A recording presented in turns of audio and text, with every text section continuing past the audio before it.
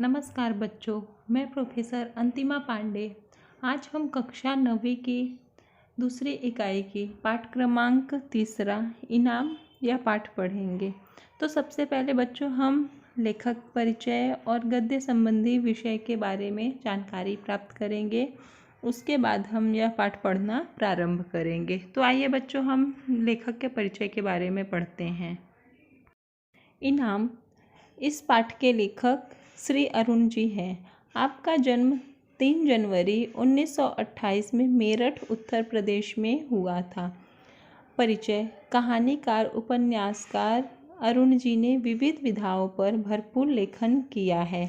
आपके समग्र साहित्य की 14 पुस्तकों का संकलन प्रकाशित हो चुका है। आपकी प्रमुख कृतियाँ जो है मेरे नवरस, यह एकांकी संकलन है। बृहद हास्य संकलन कहानी संग्रह है। ये विशेष उल्लेखनीय है। ये गद्य संबंधी हास्य व्यंग्यात्मक निबंध। यह जो इनाम है यह एक हास्य व्यंग्यात्मक निबंध है। किसी विषय का तार्किक बौद्धिक विवेचनापूर्ण लेख निबंध है। हास्य व्यंग में उपहास का प्राधान्य होता है। प्रस्तुत पाठ में लेखक ने रेफ्रिजरेटर का आधार लेकर समाज की विभिन्न विसंगतियों पर हास्य के माध्यम से करारा व्यंग किया है। तो बच्चों हम यह पाठ पढ़ना प्रारंभ करते हैं। देसी कंपनी ने रेफ्रिजरेटर बनाया और उसकी प्रसिद्धि के लिए विदेशी विज्ञापन अपनाया। भारत भर में प्रतियोगिता का जुगाड़ किया।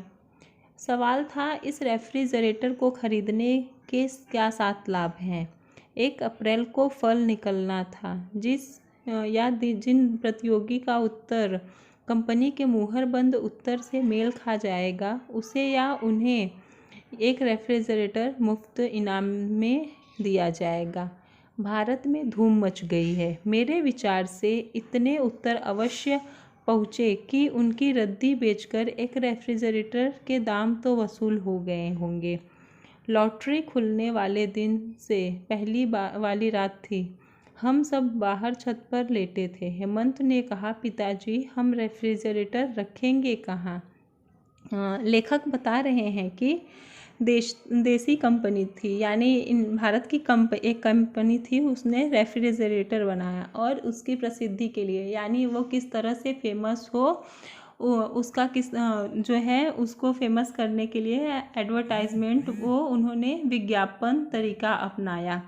यानी विज्ञापन यानी एडवर्टाइज करके किस तरह से किया जाए वो उन्होंने पूरे हर एक चारों तरफ न्यूज़ फैला दिया कि इस रेफ्रिजरेटर के क्या 7 लाभ हैं इस तरह से। और ये भी फैला दिया कि चारों तरफ यह घोषणा कर दी गई कि जो भी इस रेफ्रिजरेटर को इसके 7 लाभ के उत्तर देगा उसे एक फ्री रेफ्रिजरेटर जो है वो इनाम के रूप में दिया जाएगा।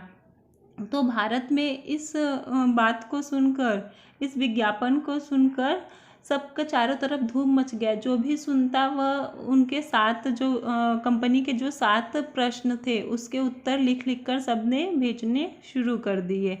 और इतने लेखक बता रहे हैं कि इतनी जगह से उस कंपनी को उत्तर मिले हैं कि यानी इतने पेपर्स उनके पास इकट्ठे हो गए कि उस पेपर्स को ही, उस रद्दी को बेचकर ही, यानी उस आंसर वाले, उस उत्तर वाले प्रश्न पेपर्स को ही बेचकर उनके पास एक रेफ्रिजरेटर आ जाता, ऐसा उनके दाम वसूल हो जाएंगे, ऐसा लेखक बता रहे हैं।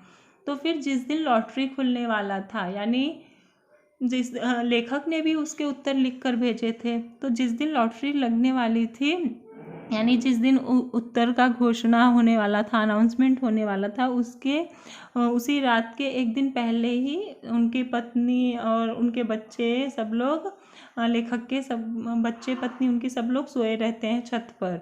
तो फिर उनका बेटा जो रहता है हेमंत, वो पूछता है कि पिताजी हम रेफ्रिजरेटर रखेंगे कहाँ? पत्नी ने उत्तर दिया, क्यों रसोई में जगह कर लेंगे। क्यों जी, तुमने बिजली कंपनी में दरख्वास्त भी दे दी है, घरेलू पावर चाहिए उसके लिए। मैं मुस्कुराकर बोला, तुम तो ख्याली पुलाव पका रहे हो, मानो किसी ने तुम्हें टेलीफोन कर पर खबर कर दी हो।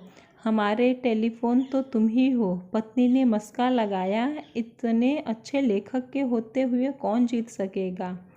पर यह क्या पता मैंने कंपनी के उत्तरों से मिलते उत्तर लिखे हों। अच्छा जी, अब हमसे उड़ने लगे।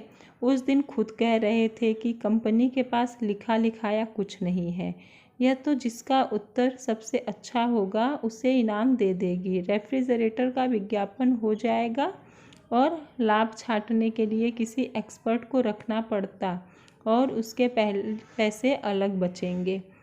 तो फिर जब उनके बेटे ने, लेखक के बेटे हेमंत ने ये प्रश्न पूछा कि हम रेफ्रिजरेटर कहाँ रखेंगे, तो उनकी पत्नी जो थी वह कहने लगी कि रसोई घर में जगह की कमी थोड़ी ना है, हम वहाँ पर रख लेंगे। ऐसा करके वह बोलती है कि हम जो है रसोई घर में रेफ्रिजरेटर रख लेंगे। तो लेखक की पत्नी लेखक से पूछती है कि आपने बिजली कंपनी में दरख्वास्त दे दिया, यानी अर्जी कर दिया है ना, कि हमें सेपरेट बिजली का वो चाहिए, कनेक्शन चाहिए इसके लिए, क्योंकि जो है रेफ्रिजरेटर ज़्यादा पावर लगेगा उसके लिए। तो फिर लेखक अपनी पत्नी से कहते हैं कि आप तो ऐसे इस तरह से ख्याली पुलाव पका रहे हो जैसे कि लगता है कंपनी वालों ने आपको फ़ोन करके कह दिया है कि इनाम जो है रेफ्रिजरेटर का वो आपके घर में आने वाला है। ख्याली पुलाव पकाना यानी कल्पना में खोए रहना, स्वप्न रंजन।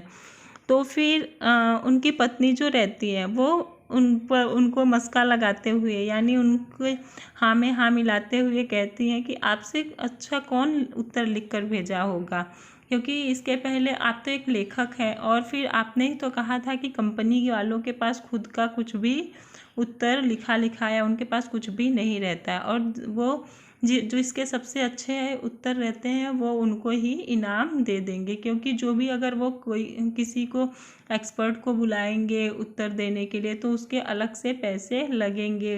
तो इसके लिए वो पैसे बचाने के लिए वो जो होते हैं कंपनी वाले, वो खुद से ही उत्तर जो रहते हैं वो चेक कर लेते हैं, उसकी जांच कर लेते हैं, और जिसके सबसे अच्छे उत्तर रहते हैं उन्हीं को वो इनाम दे देंगी। ऐसा आपने ही तो कहा था।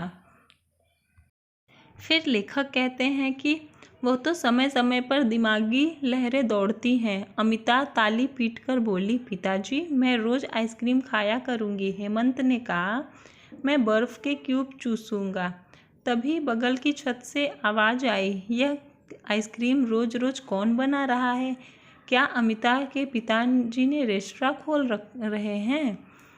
हेमंत चिल्लाया, नहीं ताऊ जी, कल हमारा रेफ्रिजरेटर आ रहा है। अमिता की भी खिलखिलाई, उसमें रोज़ाना आइसक्रीम जमाया करेंगे। तो फिर जब उनके पिताजी इस तरह से लेखक कहते हैं अपनी पत्नी से, वो तो कभी कभी दिमागी लहरें दौड़ उठती हैं, तभी मैं जो है लेखन कार्य अच्छे से कर लेता हूँ। लेकिन फिर सब आपस में बात कर रहे थे, जो बच्चे थे वो अपने मन में कल्पना कर रहे थे कि वो क्या क्या करेंगे। तो उनकी बच्ची जो थी, उनकी लड़की जो थी अमिता, वो ताली पीट कर कहती है कि मैं रोज़ आइसक्रीम खाया करूँगी। और फिर हेमंत जो उनका बेटा रहता है वो कहता है कि मैं तो बर्फ़ के क्यूब को चूसूंगा। फिर उनके बगल की छत से आवाज़ आती है कि ये कौन रोज़ आइसक्रीम रोज़ रोज़ कौन बना रहा है। तो फिर वो उनके ऊपर व्यंग करते हुए कहते हैं, लेखक के ऊपर व्यंग करते हुए कहते हैं, जो बगल छत से पे सोए रहते हैं ताऊ जी, कि क्या अमिता के पिताजी ने रेस्टोरेंट खोल रहे हैं? तो फिर हेमंत रहता है जो वो चिल्लाता है कि नहीं ताऊ जी, कल हमारे घर पे रेफ्रिजरेटर आ रहा है ना, तो हम उसके ही बारे में बात कर रहे हैं, ऐसा करके। तो फिर अमिता जो है वह बहुत ही खुश हो जाती है और कहती है हम उसमें रोज़ाना आइसक्रीम जमाया करेंगे। फिर ताऊ जी कहते हैं कि लॉटरी वाले की बात कर रहे हो, वह तो मेरे नाम आ रहा है। मैंने नम्र स्वर में पड़ोसी दीनदयाल को पुकारा, क्या आपने भी उत्तर भर कर भेजा है? हाँ, क्योंकि मेरा उत्तर तुमसे सही है, इसलिए रेफ्रिजरेटर मिलेगा तो मुझे। खैर बच्चों, आइसक्रीम तो तुम्हें खिलानी ही पड़ेगी। बच्चे मायूस हो गए। तो फिर जो बगल की छत पर ताऊ जी सोए रहते हैं वो कहते हैं कि तुम सब लॉटरी की बात कर रहे हो, वो तो मुझे ही मिलेगी। कि तो लेखक फिर उनसे प्रश्न पूछते हैं कि क्या आपने भी उत्तर लिखकर भेजे हैं। तो वो कहते हैं कि हाँ, मैंने भी उत्तर लिखकर भेजे और आपसे अधिक सही मेरे उत्तर हैं, तभी तो वो रेफ्रिजरेटर मुझे मिलेगा। और बच्चों, अगर तुम्हें आइसक्रीम खाना है तो तुम आइसक्रीम तो आप लोग को खिलानी ही पड़ेगी, ऐसा ताऊ जी कहते हैं। तो बच्चे जो हैं, बच्चों का दिल तो एकदम मासूम होता है, बच्चे जो हैं वो उदास हो जाते हैं, मायूस हो जाते हैं। फिर लेखक बता रहे हैं कि किस्मत की बात है। अगले दिन लॉटरी खुली और रेडियो पर पता चला कि जिसके सब उत्तर ठीक हैं उन 2 भाग्यवानों में से एक मैं हूँ। रेफ्रिजरेटर मुंबई से आते जाते काफ़ी दिन लग गए। इतने में मैंने बिजली का प्रबंध कर लिया। उसका आना था कि सगे और संबंधियों में, मित्रों और मोहल्लों में धूम मच गई। सब देखने आने लगे, जैसे कोई बहू को देखने आता है। मुझे शक है यदि मैं अपने कमाए पैसों से खरीदता तो भी ऐसी भीड़ लगती क्या। यह सब लॉटरी का प्रताप था। तो फिर लेखक बता रहे हैं कि उनकी किस्मत अच्छी थी कि जब लॉटरी लगी, दूसरे अगले दिन खुली, तो रेडियो पर 2 भाग्यवानों के यानी 2 विजेता के नाम घोषित किए गए। एक लेखक थे, एक और कोई था। तो फिर रेफ्रिजरेटर मुंबई से जाना था वहाँ पे। तो फिर रेफ्रिजरेटर को आते जाते काफ़ी दिन हो गए, यानी एक हफ्ते से कुछ दिनों से ज़्यादा ही समय बीत गया। तब तक लेखक ने बिजली का प्रबंध भी करवा लिया।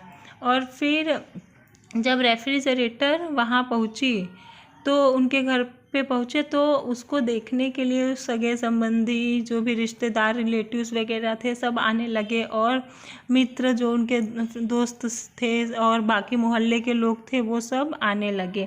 चारों मतलब इतनी अधिक भीड़ होने लगी कि लेखक को ऐसा लग रहा था कि जैसे मानो शादी के बाद नई बहू आती है घर में तो सब उसको देखने के लिए आते हैं, उसी तरह से रेफ्रिजरेटर को भी देखने के लिए सब आने लगे। तो लेखक को शक हुआ कि अगर मैं अपने खुद के कमाए हुए पैसे से खरीदता तो इतनी भीड़ होती कि ये सब लॉटरी जो है लगी है उसका प्रताप है, यानी उसका फल है। तो फिर पहले आने वालों को पत्नी ने शिकंजी बनाकर पिलाई, कुछ शौकीनों के लिए चाय बनी। भीड़ बढ़ती गई तो घबराकर उसने हथियार टेक दिए।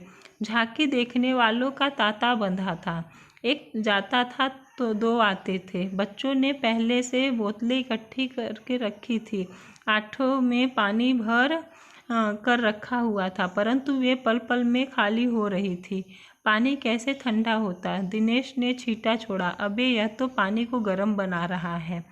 तो फिर पहले जब शुरू में जो सब लोग आते थे, मेहमान, रिश्तेदार, पड़ोसी लोग, तो पहले तो उनकी पत्नी ने उन लोग को शिकंजी और ये सब और जो कुछ शौकीन लोग थे उनके लिए चाय वाय बनाकर पिला रही थी। लेकिन जैसे जैसे भीड़ बढ़ती गई उन लोग ने थक कर उनकी पत्नी ने हथियार जो है वो डाल दिए, यानी खुद को ऐसा किया कि वो उनसे नहीं हो पाए, क्योंकि इतने अधिक लोग आने लगे कि वो बना कर थक गई।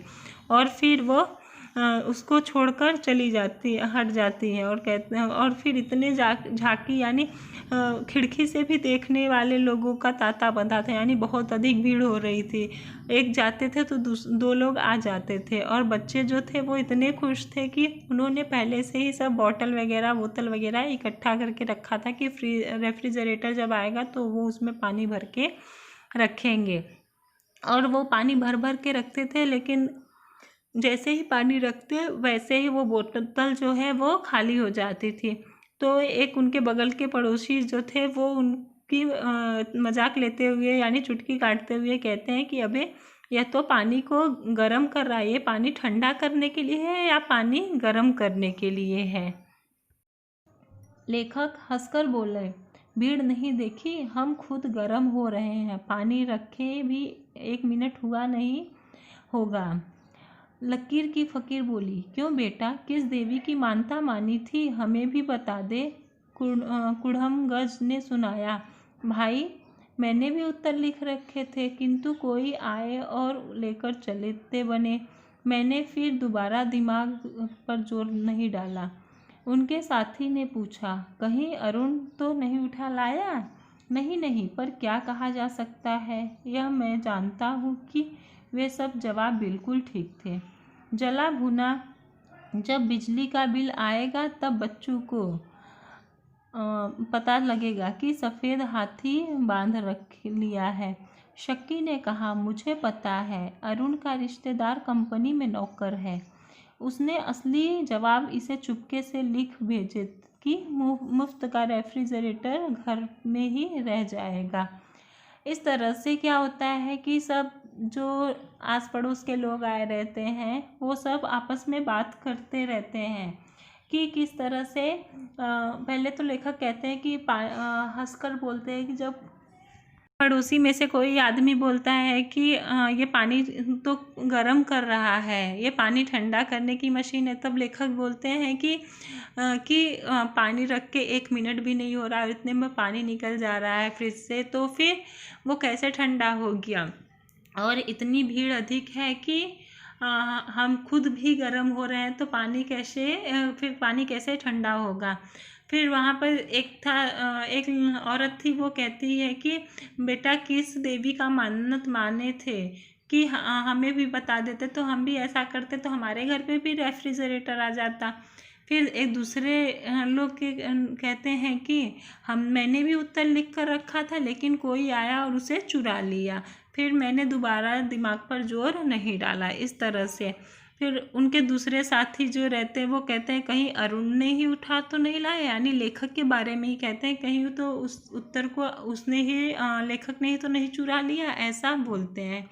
फिर कहते हैं कि नहीं नहीं, फिर कुछ लोग बोलते हैं कि शायद से इसे मतलब पहले से ही उत्तर के बारे में पता था, लेकिन कुछ लोग कहते हैं कि पहले तो अभी तो इसको मज़ा आ रहा है कि इसने रेफ्रिजरेटर घर में लाया, लेकिन जब बिजली का बिल आएगा इतना अधिक तब बच्चों को पता लगेगा। यानी कुछ लोग उसको रेफ्रिजरेटर को देखने आए हैं तो उसकी तारीफ़ वगैरह सब नहीं कर रहे हैं, लोग और भी लेखक को भड़काने की कोशिश कर रहे हैं। फिर एक आदमी जो रहता है वो बोलता है कि कहीं इसके मतलब कंपनी में इसके जहाँ से रेफ्रिजरेटर आने वाला था वहाँ पे इसका रिश्तेदार तो नहीं था, उसने कंपनी से उसके सारे जो उत्तर थे उसने इसको बता दिए होंगे और इसके लिए सब इसका उत्तर सही था और रेफ्रिजरेटर इसको मिल गया। उसको लगा होगा कि रेफ्रिजरेटर घर में ही रह जाए। इस तरह से मतलब लेखक के सामने ही सब उनको ही व्यंग करते रहते हैं। एक तो लगातार लोगों का आना परेशान कर रखा था, दूसरे इस जलीकट्टी ने कांटों में डंक का काम किया। हम दोनों बिलबिला उठे। एक बिगड़े दिल ने हेमंत को पुचकार कर पूछा, क्यों बेटे, तुम्हारे पिताजी कितने दिन पहले मुंबई गए थे? उसे निश्चय था कि मैं मुंबई जाकर इस रेफ्रिजरेटर के पैसे दे आया हूँ और अपने नाम के लिए इसे लॉटरी में जीतने का अनुबंध कर आया हूँ। बच्चे से यह तिरछा सवाल पूछकर उससे कबूलवाना चाहते थे। बच्चों को इन झगड़ों से क्या, वे हंस हंस कर अपना रेफ्रिजरेटर सबको दिखा रहे थे। हेमंत बोतलों से पानी पिला रहा था और अमिता खाली बोतलें भर भर कर लगा रही थी। खैर राम राम करके उस दिन के टंटे से तो पीछा छूटा, लेकिन आगे क्या आने वाला था उसका हमें आभास भी न था। लेखक बता रहे हैं कि वैसे ही सब लोगों का आना जाना लगा था, इससे वो एकदम परेशान हो चुके थे और इतनी ज़्यादा भीड़ हो रही थी कि वो उन भीड़ से परेशान हो गए थे। और दूसरे जो लोग आते थे रेफ्रिजरेटर को देखने के लिए वो उनको उल्टा ही और जली कटी यानी जो भी है उन रेफ्रिजरेटर के बारे में कुछ भी उल्टा सीधा बुरा भला कहकर उनको बोलकर चले जाते थे। इससे वो दोनों लेखक और उनकी पत्नी जो थी वो सब परेशान हो गए। और फिर लेखक बता रहे हैं कि एक बिगड़े दिल वाले ने, यानी जिसके मन में थोड़ा शक रहता है, वो कहते हैं तो उन हेमंत से पुचकार कर, यानी एक आदमी ने हेमंत को यानी लेखक के बेटे से एकदम प्यार से पूछा कि क्या बेटा तुम्हारे पिताजी कितने दिन पहले मुंबई गए थे, क्योंकि उसको ऐसा उस आदमी को ऐसा लग रहा था कि जैसे मुंबई जाकर लेखक ने पहले से ही उस रेफ्रिजरेटर के पैसे जमा करवा दिए हैं और लॉटरी निकलने का अनुबंध भी करवा लिया है, यानी जिससे लेखक का नाम हो। इस तरह से उस आदमी ने उनके बेटे से हेमंत से प्रश्न किया। लेकिन वो कह रहे हैं, लेखक बता रहे हैं कि बच्चों से क्या, वो तो इस तरह से वो जो आदमी था इस तरह से तिरछे सवाल करके उनसे कबूलवाना चाहते थे, लेकिन बच्चे तो बच्चे होते हैं, उन्हें इस सब से कोई मतलब नहीं था। वो हंस हंस कर सबको अपना रेफ्रिजरेटर दिखा रहे थे और सबको फ्रिज में बोतल भर के रखा हुआ था उसका पानी पिला रहे थे। और अमिता जो उनकी बेटी थी लेखक की, वो खाली बोतलों को बार बार भर रही थी। फिर लेखक बता रहे हैं कि खैर उस दिन तो कैसे कैसे उस दिन का दिन बीत गया, लेकिन आगे क्या होने वाला है, यानी फिर रेफ्रिजरेटर उनके घर में आने पर आगे और कौन कौन सी मुसीबत आने वाली है उसका उन्हें आभास भी न था। आभास यानी अंदाज़ा भी नहीं था। तो बच्चों, यह इनाम जो है ये अभी हम इसके आगे क्या होता है और लेखक किस तरह से उस आगे आने वाली मुसीबत का सामना करते हैं और फिर उससे किस तरह से वो छुटकारा पाते हैं, ये सब तो पढ़ने में आपको बहुत ही आनंद आएगा। तो हम ये बच्चों अगले दूसरे पार्ट में आगे की कहानी को हम पढ़ेंगे और दूसरे वीडियो में देखेंगे। तब तक के लिए धन्यवाद बच्चों, बाय बाय।